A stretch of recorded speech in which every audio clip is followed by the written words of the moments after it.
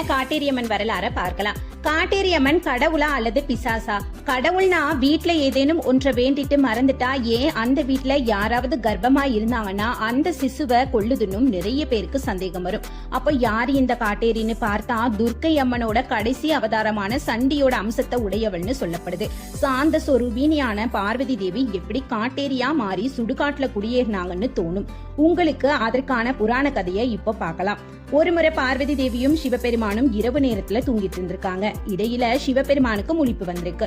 பக்கத்துல இருந்த பார்வதி தேவிய காணும். கைலாயம் முழுக்க தேடியும் கிடைக்கல. சரி, திரும்பி வந்ததும் கேட்கலாம்னு தூங்கிருக்காரு. சிவபெருமான் பார்வதி கிட்ட கேக்குறாரு, நைட்டு எங்க போனேன்னு. நான் எங்கேயும் போலையே, நான் உன்னை தேடி பார்த்தேன், நீ இங்க இல்லன்னு சொல்லியிருக்காரு. பார்வதி தேவி, நான் இங்கதான் இருந்தேன், தூக்கம் வரலன்னு வெளியே போயிட்டு வந்தேன்னு சொல்லி சமாளிச்சிருக்காங்க. சிவனுக்கு நம்பிக்கை வரல. பார்வதி எதையோ மறைக்கிறாங்கன்னு தெரிஞ்சுக்கிட்டாரு. அடுத்த நாள் சிவபெருமான்